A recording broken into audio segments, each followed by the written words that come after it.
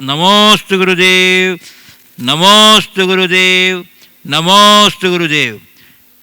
और मैं गुरुदेव अपने श्रद्धालुओं को ले चलता हूँ शंका समाधान की ओर। और प्रथम प्रश्न मैं प्रस्तुत कर रहा हूँ महाराष्ट्र से, पिंपरे सौदागर पुणे से, डॉक्टर दीपा विनायक शिंदे। गुरुदेव, अभी कुछ दिनों पहले शिक्षक दिवस मनाया गया। इस बार कोरोना की वजह से ऑनलाइन शिक्षक दिवस मनाया गया। कई विद्यार्थियों ने गुरुओं को कई उपमा दी। इन्हीं में से एक उपमा थी, शिक्षक को पारसमणि कहा गया। तो गुरुदेव, मेरी जिज्ञासा यह है कि हमारे भारत में गुरु को तो ब्रह्मा, विष्णु, महेश के रूप में मंडित किया गया है, तो क्या पारसमणि उपमा देना गुरु के महत्व को कम आंकना नहीं है? कृपया समाधान। देखिए, गुरु का स्थान बहुत ऊंचा है और हम जिस भी उपमा से उपमित करने की कोशिश करें, उपमेय बड़ा होता है, उपमा छोटी होती है। पारसमणि को गुरुओं के लिए पारसमणि की उपमाएं केवल इसलिए दी जाती कि पारसमणि लोहे को सोना बना देता है। सदगुरु के संसर्ग में आने वाला अकिंचन प्राणी भी महान बन जाता है। पर हमारे गुरुदेव तो कहते हैं कि गुरु का स्थान तो पारसमणि से भी ऊंचा है, क्योंकि पारसमणि लोहे को सोना बनाता है, पारसमणि नहीं बना पाता। गुरु तो अपने संपर्क में आने वाले को खुद जैसी गुरुता प्रदान कर देते हैं, वो पूरा सोना ही नहीं पारस बना देते हैं। इसलिए ये एक पंक्ति ही पर्याप्त समझनी चाहिए, गुरु की महिमा वर्णी न जाए, गुरु नाम जपो मन बचन काय। पूज्य गुरुदेव, कुम्हेर भरतपुर राजस्थान से श्री रमेश चंद गर्ग पूछ रहे हैं, महाराज श्री, पढ़ा है कि सत्य, अस्तेय, ब्रह्मचर्य व अपरिग्रह का पालन न करना प्रकरांतर में अहिंसा का पालन न करना ही है। महाराज श्री, अब्रह्म जो गृहस्थ के लिए असंभव है, किस प्रकार हिंसक है? छहों दोष यथा हास्य, पसंद, नापसंद, दुख, भय व घृणा में से घृणा को छोड़ शेष 5 दोष किस प्रकार हिंसा है? कृपया समाधान करें। देखिए, गृहस्थ को अब्रह्म से नहीं बच सकता। कल के संदर्भ में मैंने गृहस्थ के जीवन में ब्रह्मचर्य की क्या सीमा बनाई जा सकती वो मैंने कहा। गृहस्थ केवल अब्रह्म से ही नहीं, गृहस्थ तो परिग्रह से भी नहीं बच सकता, पर वो सीमित परिग्रह रह सकता है, यौन सदाचार का पालन कर सकता है। हिंसा तो अपनी जगह हिंसा है ही। हिंसा और अहिंसा का संबंध हमें बहुत व्यापक संदर्भ में समझने की आवश्यकता है। हिंसा और अहिंसा का संबंध केवल जीवों के बदाबद तक सीमित नहीं है। हमारे अंदर के राग देश की उत्पत्ति भी एक प्रकार की हिंसा है। हास्य, पसंद, नापसंद, भय, दुख और घृणा, इन 6 बातों को आपने रखी। घृणा, नफरत है, एक हिंसा है ही। नापसंदगी भी एक प्रकार की द्वेष का द्योतक है, इसलिए इसकी हिंसा की स्पष्टता तो दिखती है। हास्य और प्रसन्न हमारे राग भाव की अभिव्यक्ति है, ये भी एक प्रकार की हिंसा है। और दुख हमारे द्वेष भाव की परिणति है, ये भी एक प्रकार की हिंसा है। अहिंसा को जब हम गहरे स्तर पर समझेंगे तो ये मान कर चलना है कि जब तक रागादिक विकारों की उत्पत्ति है तब तक हिंसा है। रागादिक विकारों का अप्रादुर्भाव ही अहिंसा है। इसलिए अहिंसा बहुत व्यापक अर्थ में समझने की जरूरत है। पूज्य गुरुदेव, मंडला मध्य प्रदेश से गुणायतन ट्रस्टी ममता राजकुमार, पुत्र अधु doctor Sankalp, doctor Neha Indore major, doctor Sampurna, doctor Anji Pachmarhi, कह रहे हैं, महाराज जी, एक उड़ते हुए गुब्बारे पर लिखा था, यह जो बाहर है वह कुछ भी नहीं जो भीतर है, उसके कारण ऊपर उठ रहा हूँ। महाराज जी, इससे हमें क्या शिक्षा लेनी चाहिए? बहुत सही बात कही। गुब्बारे में जो लिखा है वो बहुत गहरा संदेश दे रहा है। ये गुब्बारे में जो बाहर है वो कुछ भी नहीं, जो कुछ भी है भीतर है, क्योंकि गुब्बारा अपने रंग से नहीं उसके अंदर रहने वाली गैस की तरंग से ऊपर उठता है। इसे लौकिक और पारमार्थिक दोनों जगत में हम समझ सकते हैं। लौकिक क्षेत्र में यदि हम अपने जीवन को आगे बढ़ाना चाहते हैं तो हमारे जीवन की उन्नति का आधार हमारा ये बाहर का टिपटाप या बाहर का ये रूप रंग नहीं है, उसके पीछे हमारे भीतर के विचारों की तरंग है। अगर मनुष्य के विचार ऊंचे हों, सोच बड़ी हो, तो साधारण परिस्थिति में जीने वाला मनुष्य भी आसमान की ऊंचाई को छूने में समर्थ हो सकता है। और बहुत अच्छे रूप रंग से संपन्न होने वाला व्यक्ति भी यदि उसके भीतर सही विचारों की तरंग न हो तो वो अपने जीवन का कुछ भी विकास नहीं कर सकता। इस संदर्भ में एक घटना आपको सुनाना चाहूँगा। एक जगह गुब्बारे बेचने वाले गुब्बारा बेच रहा था। रंग बिरंगे गुब्बारे थे और वहाँ एक 7-8 साल का बच्चा उन गुब्बारों को बड़ी बारीकी से देख रहा था। उसने गुब्बारे वाले से पूछा, ये जितने भी गुब्बारे हैं सब आसमान में चढ़ते हैं, उड़ते हैं? बोले हाँ उड़ते हैं। नीले, पीले, हरे, लाल, काले, सफ़ेद, सब? बोले हाँ। बोला एक काले गुब्बारे भी ऊंचाई को छू लेते, उतनी ऊंचाई उड़ते? बोले हाँ, काले गुब्बारे भी ऊंचाई को छू लेते। उसे बड़ा आश्चर्य हुआ क्योंकि वो स्वयं काला था और उसे अपने इस काले रूप को देखकर मन में बड़ी हीनता की भावना होती थी।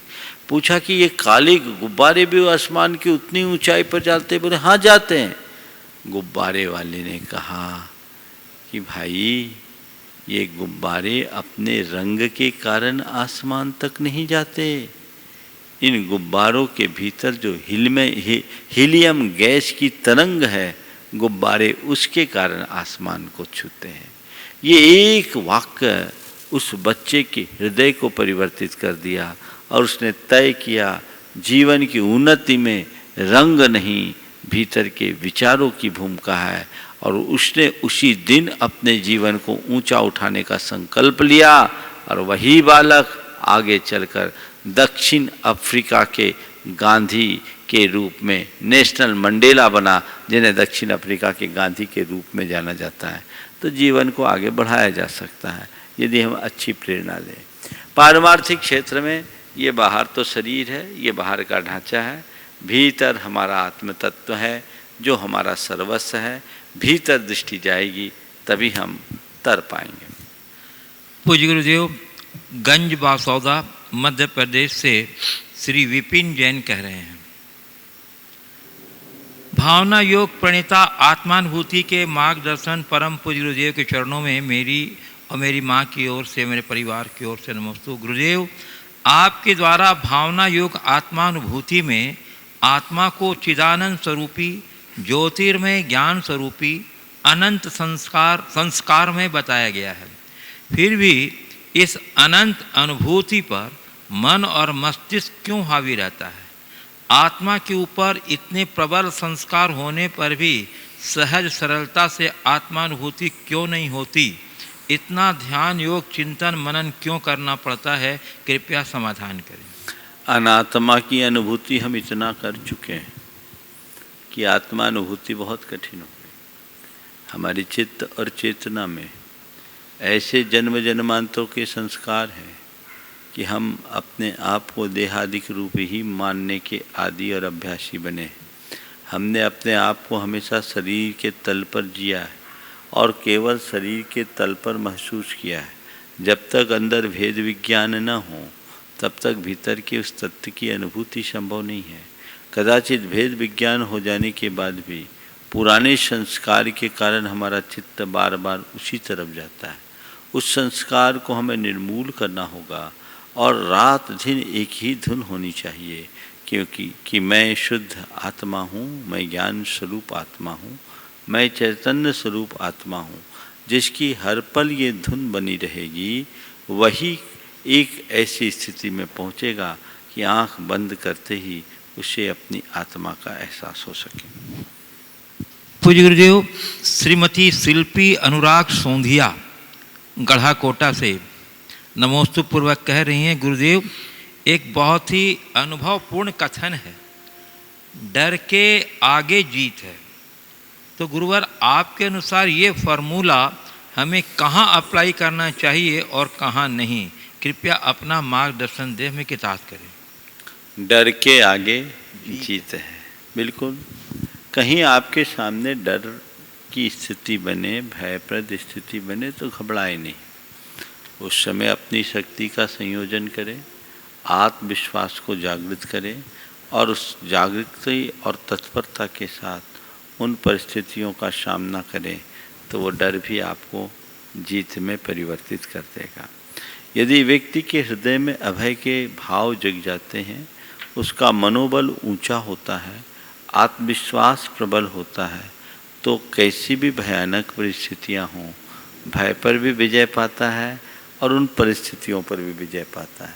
इसलिए डर के आगे जीत है, ये उक्ति निश्चित एक बड़ी प्रेरणापद उक्ति है और हमें इसका हर क्षेत्र में जब भी हमारा मन घबराने लगे, मन टूटने लगे, तो इस वाक्य को सामने रखकर अपनी पूरी शक्ति को संयोजित कर आगे बढ़ना चाहिए। पूज्य गुरुदेव, जयपुर राजस्थान से अमरीशा कह रहे हैं कि मेरी आयु 14 वर्ष है। मेरी शंका यह है कि मेरे वजह से सब दुखी रहते हैं। मैं कुछ अच्छा भी करती हूँ तो वह भी बुरे में परिवर्तित हो जाता है, जिसकी वजह से सभी दुखी रहते हैं। तो क्या ऐसे व्यक्ति को जीने का हक है?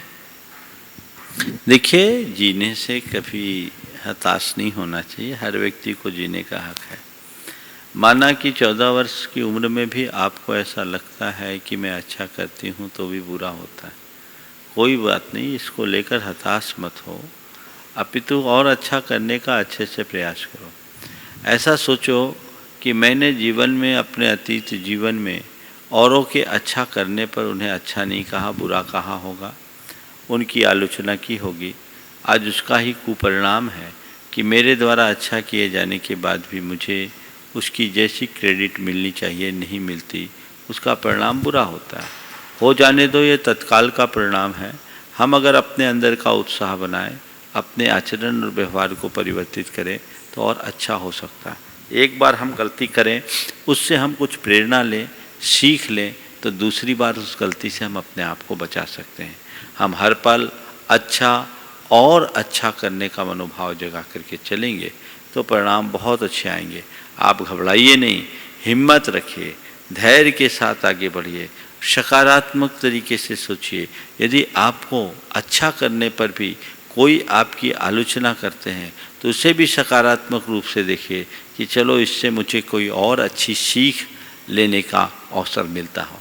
कई बार ऐसा भी होता है जिसे हम अच्छा समझकर करते हैं, यथार्थतः वो अच्छा नहीं होता, तो हम उस एंगल से देखें कि जिसे हम अच्छा कर रहे हैं, कह के मान रहे हैं और वो लोग उसे अच्छा नहीं मान रहे, तो कहीं हमारे देखने और करने के तरीके में तो कमी नहीं है। यदि है तो उसे दूर करना है और ऐसा अच्छा करना है जो सबको अच्छा लगे। पूज्य गुरुदेव, सागर भाग्योदय से श्रीमती शिल्पी अमरदीप जैन कह रही हैं, गुरुदेव, जब बादल टूटते हैं तो बारिश होती है, मिट्टी टूटती है तो खेत बनते हैं, फसल टूटती है तो अनाज बनता है, जब बीज टूटता है तो नया पौधा बनता है, और गुरुदेव, जब इंसान टूटता है तो बिखर जाता है। तो महाराज जी, ऐसा क्या करना चाहिए कि इंसान टूटे ही ना, और टूटे तो ऐसे कि उसकी टूटन उसके स्वयं के लिए और अन्य के लिए वरदान बन जाए?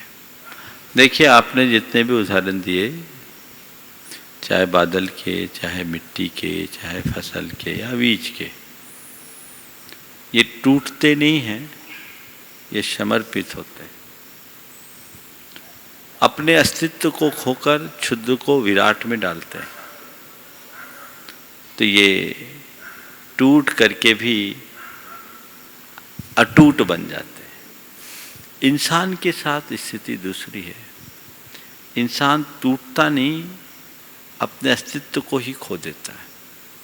हम टूटने की जगह समर्पित होने की कला अपने भीतर विकसित कर लें तो हम कभी टूट नहीं सकेंगे और अपने जीवन को ऊंचा उठाने में समर्थ होंगे।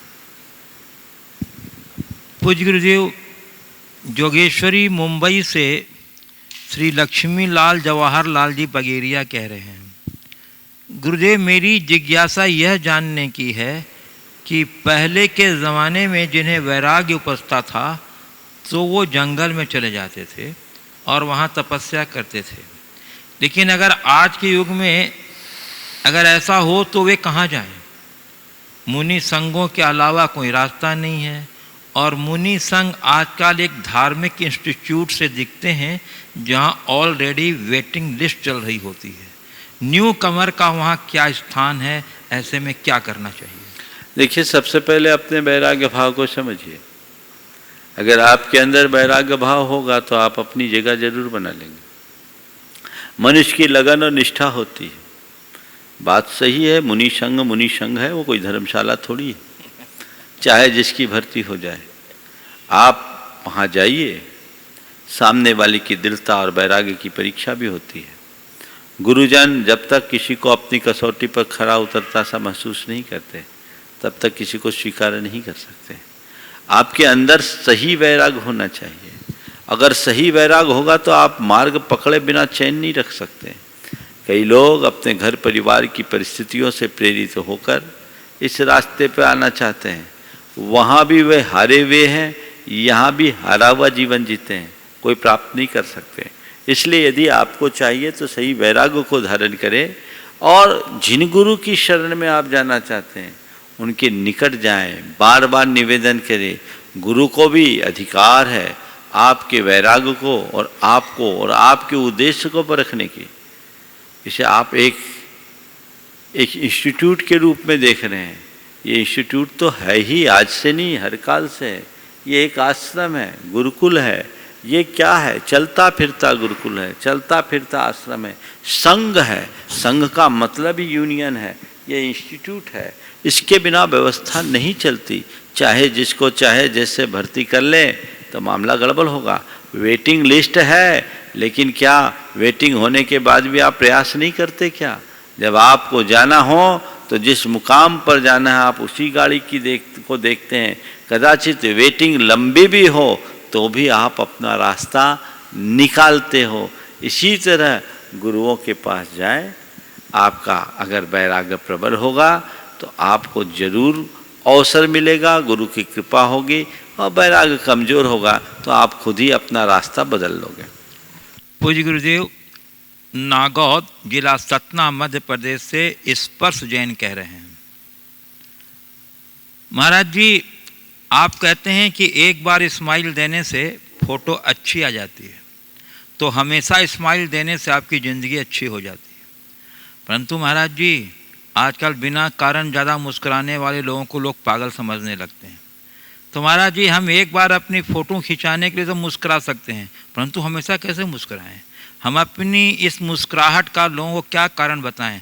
और महाराज जी आपके और आचार्य श्री के फेस में तो हमेशा स्माइल ही बनी रहती है। महाराज जी आपकी इस स्माइल का कारण क्या है? महाराज जी हम भी अपनी इस स्माइल का रीजन अपने बच्चों के साथ शेयर करें, ताकि हम बच्चे भी आगे जाकर अपना भविष्य उज्जवल कर सकें और हमेशा मुस्कुराते रहें। बहुत बड़ी बात कही है छोटे से बच्चे ने। ये बात सही है कि जैसे हम फोटो के सामने मुस्कुराते हैं वैसे ही हर पल मुस्कुराना चाहिए।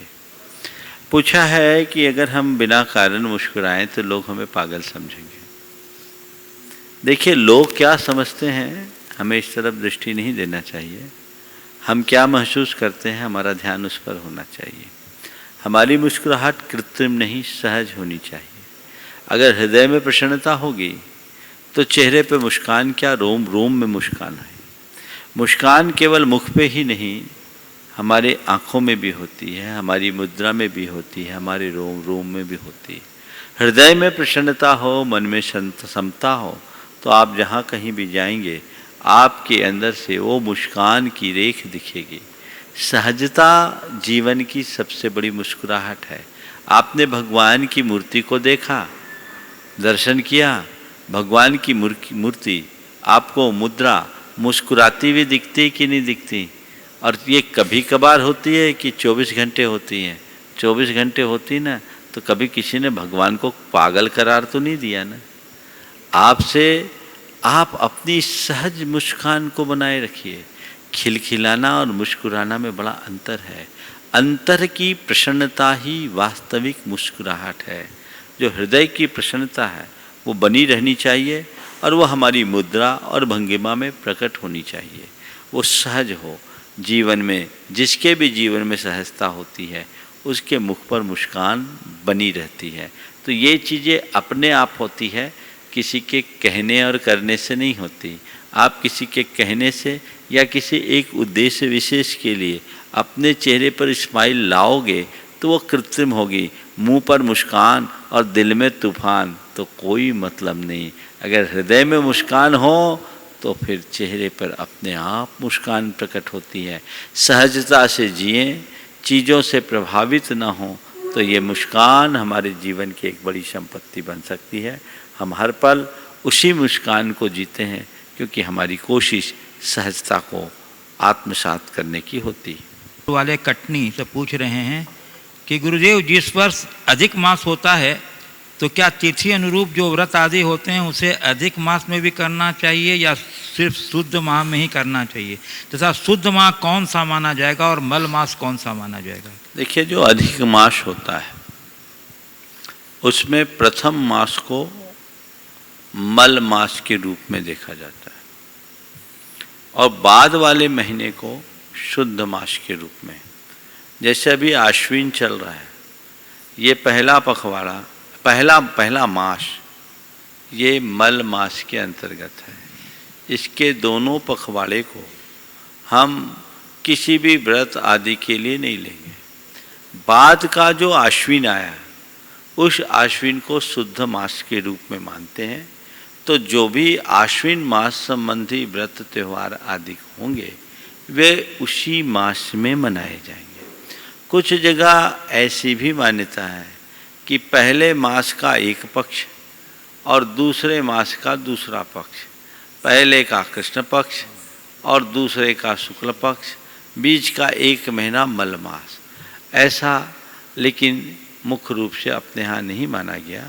अपने यहाँ प्रथम मास को कृष्ण पक्ष के रूप में और द्वितीय मास को शुक्ल पक्ष के रूप में मानते हैं। प्रथम मास को मल मास के रूप में और द्वितीय मास को शुद्ध मास के रूप में लेते हैं।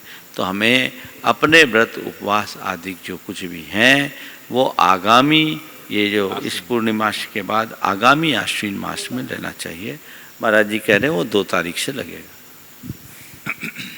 पूज्य गुरुदेव, प्रामाणिक समूह के शंका समाधान टीम की कोऑर्डिनेटर सुकृति जैन पूछ रही हैं नमोस्तु पूर्वक गुरुदेव कि जैन धर्म में ईश्वर की परिकल्पना क्या है? क्या ईश्वर ने इस सृष्टि को बनाया है? क्या ईश्वर हमारे सुख दुख का निर्धारण करता है? देखिए, जैन धर्म में ईश्वर की मान्यता तो है, लेकिन जगत कर्ता, जगत नियंता, जगत पालक ईश्वर की मान्यता नहीं। दूसरे शब्दों में कहूँ तो जैन धर्म ईश्वर को मानता है, ईश्वर के कर्तृत्व को नहीं मानता। जैन धर्म के अनुसार ईश्वर है पर अनादि सिद्ध किसी ईश्वर की मान्यता जैन धर्म में नहीं है। ऐसा कोई अनादि सिद्ध सर्वशक्तिमान ईश्वर जैन धर्म में मान्य नहीं किया गया जो हमें पुरस्कृत और दंडित करता हो, जिसके सहारे हमारा संपोषण और संहार होता हो, या जो हमारे उत्थान और पतन का जिम्मेदार हो। जैन धर्म के अनुसार अप्पा सो परमप्पा, आत्मा ही परमात्मा है। हर प्राणी अपने आप में परमेश्वर है। हाँ, अंतर क्या है? जब तक हमारे आत्मगुण ढके हुए हैं, कर्म से आच्छादित हैं, हमारे भीतर विकार है, हम आत्मा है, हमारे विकार समाप्त हो गए, हम शुद्ध हो गए तो हम ही परमात्मा है। ईश्वर हमसे पृथक कोई नहीं। आत्मा की शुद्ध और परिष्कृत अवस्था का नाम ही ईश्वर है। एक बार ईश्वरत्व को प्राप्त कर लेने के बाद हम हमेशा हमेशा के लिए जन्म मरण के चक्र से मुक्त हो जाते हैं। फिर संसार का आवागमन हमेशा के लिए छूट जाता है। वही परमात्मा है। एक बार गुरुदेव ने आत्मा और परमात्मा के भेद को बड़े सरल उदाहरण से बताया और कहा कि देखो एक धान है, दूसरा चावल है। धान पर आवरण है, उसे बोने से अंकुरित होता है, लेकिन चावल निरावरण है, उसे बोने पर कोई अंकुर नहीं। तो बस आत्मा आवरण सहित है, आत्मा के साथ कर्म का आवरण है, इसलिए वो संसार में बार बार जन्म मरण के अंकुर उसके भीतर फूटते हैं। परमात्मा चावल की भांति निरावरण है, जो संसार के आवागमन से हमेशा हमेशा के लिए मुक्त है। तो जैन धर्म में ईश्वर क्या है? हर प्राणी खुद में परमेश्वर है, आत्मा ही परमात्मा है। वो ईश्वर हम में, आप में, जगत के हर प्राणी में है और हर प्राणी की अपनी स्वतंत्र सत्ता है। अपने ईश्वरत्व को प्रकट करने में वो समर्थ भी है, बशर्ते वह वैसी साधना करे और अपने अंदर जमे हुए कर्म कलुष को नष्ट करे। जैसे स्वर्ण के पाषाण को तपा देने पर उसमें लगी रहने वाली कालिमा किट्टमा नष्ट होती है, शुद्ध स्वर्ण निखर उठता है। इसी तरह आत्मा में रहने वाले कर्म कलुष को तप साधना के बल पर जब हम गलाते हैं, तब हमारे भीतर का परमात्मा शुद्ध निखर उठता है, प्रकट होता है। वही हमारा वास्तविक ईश्वरीय रूप है। तो ईश्वर की मान्यता जैन धर्म में है, लेकिन ईश्वर के कर्तृत्व की नहीं। प्रश्न का दूसरा भाग था, क्या ईश्वर हमारे सुख दुख का निर्धारण करता है? हाँ, ईश्वर हमारे सुख दुख का निर्धारण कोई बाहरी ईश्वर नहीं करता। हम खुद अपने सुख दुख के निर्धारक हैं। हमारे अच्छे बुरे परिणाम ही हमारे उत्थान पतन का कारण है। हमारी जैसी प्रवृत्ति होती है वैसा हमारा जीवन होता है। इसलिए हम खुद के स्वरूप को पहचानें और अपने जीवन को ऊंचा उठाने की कोशिश करें। एक बात बिल्कुल सुस्पष्ट है, हर प्राणी अपना स्वयं करता है और स्वयं ही भोगता है। न हमारा कोई करता है, न ही हम किसी और के भोगता है। हम एक दूसरे के लिए निमित्त बन सकते हैं, लेकिन किसी के कर्ता नहीं। गुरुदेव, इनकी एक जिज्ञासा और है, ये जानना चाहती हैं कि मोक्ष क्या है? जैन धर्म में मोक्ष की क्या मान्यता है? क्या इस युग में कोई व्यक्ति मोक्ष जा सकता है? अगर हाँ तो कैसे? अगर नहीं तो फिर इतना धर्म करने का क्या औचित्य है? बहुत अच्छा सवाल। मोक्ष क्या है?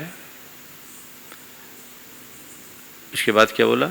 जैन धर्म में मोक्ष की क्या मान्यता है? क्या इस युग में कोई व्यक्ति मोक्ष जा सकता है? अगर हाँ तो कैसे? अगर नहीं तो फिर इतना धर्म करने का क्या औचित्य है? देखिए, सबसे पहले मोक्ष क्या है और जैन धर्म में मोक्ष की क्या मान्यता है। मोक्ष का अर्थ है छूटना। हालांकि मोक्ष को लोग अलग अलग संदर्भ में लेते हैं, पर जैन धर्म में मोक्ष का मतलब कर्मों से मुक्त हो जाना। मोक्ष को सिद्धि भी बोलते हैं और सिद्धि का दूसरा अर्थ है सिद्धि स्वात्मोपलब्धि। आत्मा की उपलब्धि ही मुक्ति है। आत्मा का परिपूर्ण विकास ही आत्मोपलब्धि है। आत्मा में लगे कर्म कलुष का हमेशा हमेशा के लिए अंत हो जाना और आत्मा का कर्म के बंधन से सदैव के लिए मुक्त हो जाना ही मोक्ष है। मोक्ष चेतना के गुणों का परम विकास है, पूर्ण विकास है। इसलिए मोक्ष का मतलब ये नहीं कि हम किसी और दुनिया में चले गए या इस स्थूल शरीर को छोड़ दिए तो मोक्ष मिल गया। मोक्ष आत्मा की परिपूर्ण अवस्था है, जहाँ हम अपने शुद्ध स्वरूप को प्रकट कर पाते हैं। सारी अशुद्धियाँ, विकृतियाँ दूर होने पर मुक्ति की उपलब्धि होती है। तो मुक्ति कोई स्थान नहीं है, मुक्ति हमारी परिणति है, हमारे अंदर की अवस्था है। जब तक हम कर्म के बंधन से बंधे हैं तब तक संसारी हैं।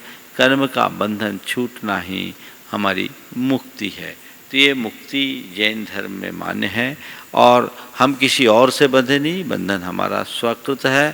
तो उसे तोड़ने के लिए भी हमें स्वयं ही पुरुषार्थ करना होगा। स्वार्जित पुरुषार्थ के बल पर ही कोई मुक्ति को प्राप्त कर सकता है। आज के समय में मुक्ति की बात जहाँ तक है तो आज के समय में मुक्ति है, दो तरह की मुक्ति है, एक देह मुक्ति, संसार से मुक्ति, और एक है दोष से मुक्ति, दुर्बलताओं से मुक्ति, दुर्गुणों से मुक्ति। यदि संसार से मुक्ति जो जन्म जरा और मरण के चक्र से हमेशा हमेशा के लिए छुटा दे, वो मुक्ति तो आज नहीं है, क्योंकि हमारे पास उस मुक्ति की योग्य विशुद्धि नहीं है। हमारे अंदर वैसी योग्यता और पात्रता का आज अभाव दिखता है जिस ध्यान की एकाग्रता के बल पर हम अपने कर्मों का सदा सदा के लिए अंत कर सके, वैसी विशुद्धि और एकाग्रता आज नहीं है। इसलिए वो मुक्ति भले आज नहीं है, पर दोषों से मुक्ति आज भी है, दुर्बलताओं से मुक्ति आज भी है, दुर्गुणों से मुक्ति आज भी है, और कुछ अंशों में दुखों से मुक्ति आज भी है। हम उसी मुक्ति के मार्ग में लगे हुए हैं और हमारा मार्ग चल रहा है। आपने कहा अगर मुक्ति नहीं है तो इतनी सारी बातें करने की, त्याग तपस्या करने की क्या जरूरत है? बिल्कुल, अगर आप उस मुक्ति की बात कहते हैं तो हो सकता आपको त्याग तपस्या करने के औचित्य का अभाव दिखे, लेकिन हमें तो ये हर पल महसूस होता है कि मैं अपने बहुत सारी दुर्बलताओं से मुक्त हूँ, मैं अपने दुर्गुणों से मुक्त हूँ, मैं दोषों से मुक्त होता जा रहा हूँ और दुखों से भी मुक्त हो रहा हूँ। उत्तरोत्तर मेरे अंदर की आकुलता कम हो रही है। आकुलता ही बंधन है और निराकुलता ही मुक्ति। इसलिए मुक्ति तो हमें आज प्राप्त हो ही रही है और हम हर पल उस मुक्ति का अनुभव भी कर रहे हैं, आनंद भी ले रहे हैं। जहाँ तक उस मुक्ति की बात जो संसार से पार उतारने वाली है, वो मुक्ति भले आज हमें नहीं मिल रही है, पर मुक्ति का मार्ग तो मिल रहा है। शांति सागर जी महाराज के चरणों में एक सज्जन पहुँचे और उन्होंने यही सवाल दूसरे तरीके से कहा, महाराज पंचम काल में मोक्ष है क्या? महाराज ने कहा नहीं। तो जब मोक्ष नहीं है तो आप ये त्याग तपस्या काहे को कर रहे हैं? पंचम काल में जब मोक्ष नहीं है तो आप ये त्याग तपस्या क्यों कर रहे हैं? शांति सागर जी महाराज ने कहा, देखो ये पेड़ काय का है? तो आम का पेड़ था। बोले काय का पेड़ है? बोले आम का पेड़। बोले जाओ 4-6 आम तोड़ के ले आओ। बोले महाराज हम तो जेठ आषाढ़ में मिलते हैं, ये भादों के महीने में आम कहाँ से आएंगे? वहाँ आम नहीं है। तो महाराज ने कहा, ये बताओ जब उस पेड़ में आम लगे नहीं तो तुम उसे आम का पेड़ कैसे कह रहे हो? उस पेड़ में आम लगे नहीं तो तुम उसे आम का पेड़ कैसे कह रहे हो? उसने कहा, महाराज अभी नहीं लगे लेकिन लगेगा, जब भी आम लगेगा इसी पेड़ में लगेगा। तो महाराज ने समझाते हुए कहा कि बस मैं भी यही कहता हूँ, भले आज इस मार्ग में मोक्ष नहीं है, लेकिन जब भी मार्ग मोक्ष मिलेगा तो इसी मार्ग में मिलेगा। आम तो अपने सीजन में ही फलता है, ऑफ सीजन में तो फलने वाला नहीं है। जब आम का सीजन आएगा तो आम फलेगा, मोक्ष का सीजन आएगा तो मोक्ष मिलेगा, लेकिन इसी मुद्रा से मिलेगा, इसी त्याग तप साधना से मिलेगा। इसलिए हम आज भले हमें वह मोक्ष जिसका आपने सवाल उठाया है प्रकट रूप में नहीं मिलता, पर कोई चिंता नहीं, क्योंकि हमें मोक्ष मार्ग तो मिल गया है, इसी मार्ग से मंजिल मिलेगी। पूज्य गुरुदेव दमोह से संजय जैन कह रहे हैं, आत्मा अमर है, यह सत्य है, पर एक समय के बाद दुनिया का अंत होगा। यह बात जैन दर्शन के कितने अनुकूल, क्योंकि आत्मा जब परमात्मा बन जाती है तब वह सिद्धालय में जाती है और दुनिया का अंत करने के लिए स्वयं परमात्मा बनकर स्वयं को भस्म करना पड़ेगा। जैन दर्शन इस बात की अनुमति नहीं देता, अतः दुनिया का अंत नहीं होगा। कृपया मेरी विचारधारा का समाधान दीजिए। देखिए, आप अपनी विचारधारा को थोड़ा ठीक कीजिए।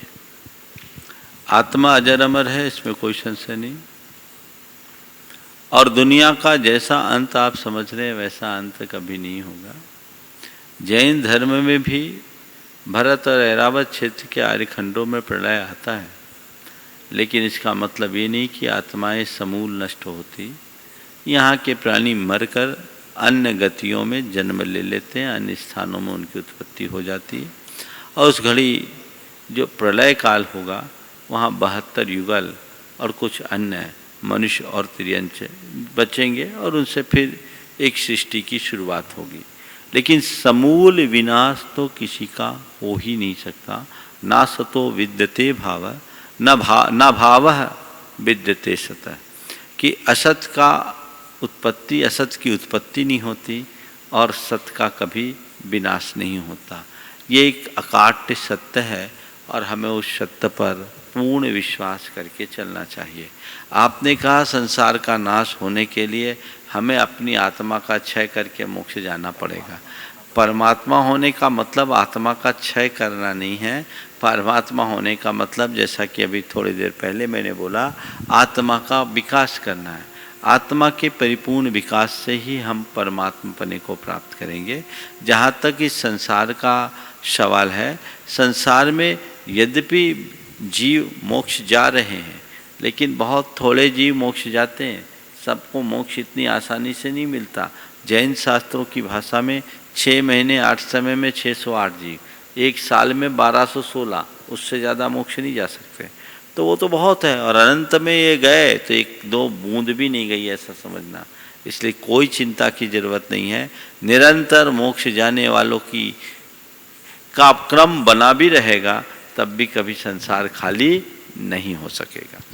पूज्य गुरुदेव, कटनी मध्य प्रदेश से धर्म प्रभावना समिति के निदेशक सेठ सुभाष जी चंद प्रभा जी जैन कह रही हैं, महाराज जी ऐसा ज्ञान दें, हम जो एक शब्द बोलें उसके सामने हजारों शब्द खोखले पड़ जाएं और धर्म मार्ग ऐसा लग जाए कि सिर्फ लक्ष्य पर अडिग हो जाएं, क्योंकि लक्ष्य तो दीमक जैसा न हो, क्योंकि वो तो विनाश करता है।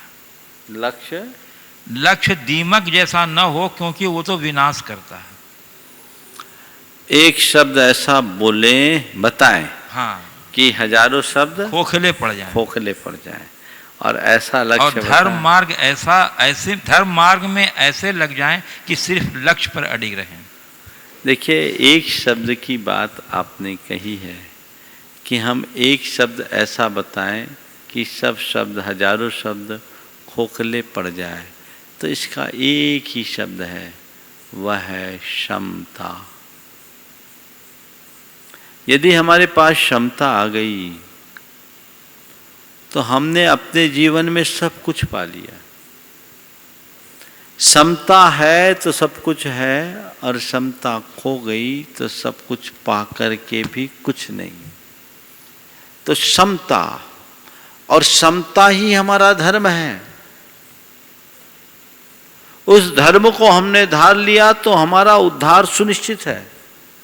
फिर जीवन का बेड़ा पार है, फिर ज़्यादा कुछ कहने और करने की आवश्यकता शेष नहीं है। इसलिए समता को रखो, समता को ही अपने जीवन का लक्ष्य रखो। हर पल समता बना करके जीने की कोशिश करो। मेरे मन की क्षमता बनी रहे, मेरे मन की क्षमता कभी खंडित ना हो पाए। ये समता को अपने जीवन का मूल साध्य बना करके जीने वाले व्यक्ति ही अपने जीवन का वास्तविक उत्कर्ष कर सकते हैं। यहाँ उपस्थित जिज्ञासु के रूप में कुमारी मानसी जैन तारादेही को आमंत्रित कर रहा हूँ कि वे अपने प्रश्न यहाँ उपस्थित करें। आपके प्रश्न लोगों से बहुत। गुरुवर के चरणों में त्रैवार नमोस्तु। गुरुवर, आज के को एजुकेशन सिस्टम में गर्लफ्रेंड और बॉयफ्रेंड का बहुत ही ट्रेंड चल चुका है और चल रहा है। तो महाराज जी, इसकी शुरुआत प्रपोजल से होती है, जो कि हमारे ऊपर डिपेंड करता है कि हम उसे एक्सेप्ट करते हैं या रिजेक्ट करते हैं। एक इंडिविजुअलिस्टिक चॉइस होती है, व्यक्ति की अपनी चॉइस होती है। तो महाराज जी, जब किसी को रिजेक्ट किया जाता है तो वो व्यक्ति उस रिजेक्शन को इंसल्ट के रूप में ले लेता है, कहीं ना कहीं उसको अपने दिल और दिमाग पे बहुत हावी होने देता है, और इससे बहुत रेयर केसों में कहीं ना कहीं डिप्रेशन के भी केसेस आए हुए हैं कि वो उस रिजेक्शन को इतना हावी होने देता है। जबकि महाराज जी, रिजेक्शन बहुत सारे अन्य फैक्टर पे बेस्ड होता है जो कि इंसल्ट से नहीं मिलते हैं। तो महाराज जी, मेरी जिज्ञासा यह है कि हम व्यक्ति को रिजेक्ट कैसे करें जो कि इंसल्ट ना लगे और वह व्यक्ति उसे अपने दिल और दिमाग पे हावी ना होने दे। तो the art of insult, the art of rejection कैसे विकसित करें महाराज जी? और एक्सेप्ट ही ना करो तो रिजेक्ट करने की बात कहाँ। सबसे पहली बात तो मैं ये कहूँगा, तुम्हारा प्रश्न तो पूरा हो गया ना? थोड़ा सा। हाँ बोलो बोलो। हाँ, तो महाराज जी एक आर्ट ऑफ रिजेक्शन कैसे विकसित करें जिससे कि उस व्यक्ति के साथ हमारी फ्रेटर्निटी, कॉर्डियल और बंधुता की भावना भी रहे और वो उस चीज़ को इंसल्ट के रूप में ना ले। सबसे पहली बात तो ये कहूँगा, फ्रेंड की बात होनी चाहिए। गर्लफ्रेंड और बॉयफ्रेंड का मतलब क्या है? मित्र तो मित्र है, फ्रेंडशिप तो फ्रेंडशिप है। ये गर्लफ्रेंड और बॉयफ्रेंड जो है ना, ये खुद गर्ल और बॉय शब्द फ्रेंडशिप के नाम पर विपरीत लिंग के प्रति उमड़ते हुए आकर्षण को प्रकट करता है। और ये आकर्षण बड़ा भयानक होता है। यौवन अवस्था में खासकर जब मनुष्य के मन में नए नए उन्मेष उत्पन्न होते हैं, फीलिंग्स प्रकट होती है और अपने भावनाओं पर नियंत्रण रखने की क्षमता कम होती है, वैसे समय में ये चीज़ें बहुत आम हो जाती है। आपने कहा कि हमें सबसे पहले प्रपोज किया जाता है। प्रोजेक्ट शब्द यूज किया था कि प्रपोज किया था? प्रपोजल महाराज जी। प्रपोज। ये प्रपोजल क्यों? कहीं न कहीं हमारा पहले सामने वाले के प्रति आकर्षण है, यानी मन में कहीं न कहीं सूक्ष्म एक्सेप्टेंस है। अब सामने वाले ने आगे बढ़ करके प्रपोज कर दिया, आपने उसे रिजेक्ट कर दिया, वो उसके एक्सपेक्टेशन के अगेंस्ट गया, तो निश्चित वह उसके मन को, मस्तिष्क को असंतुलित करेगा। और इसके कारण आपने जो डिप्रेशन जैसी समस्या बताई वो हो सकता है। सबसे पहली बात, हमें अपनी निजता को बचा करके जीना चाहिए। अपनी बाउंड्रीज का कभी उल्लंघन नहीं होने देना चाहिए।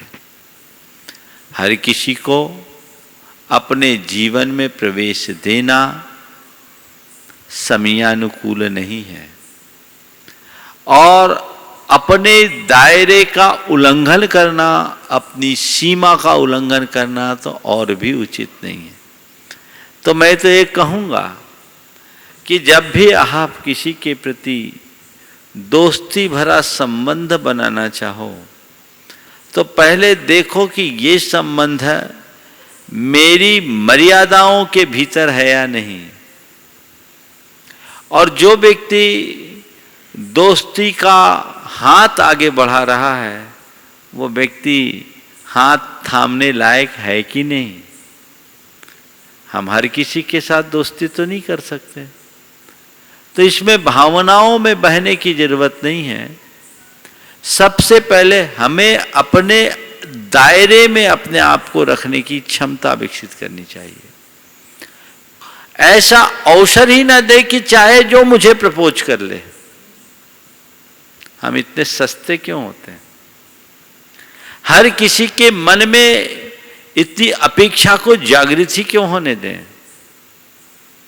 कुछ जगह हमारा अपना रिजर्वेशन भी होना चाहिए, अन्यथा कई लोग कई बार ठगे से रह जाते हैं। ज्यादातर लोगों के साथ ऐसा होता है और उस दोस्ती की आड़ में मर्यादाओं का हनन भी हो जाता है। हमें अपने दायरे को सुरक्षित रखना चाहिए।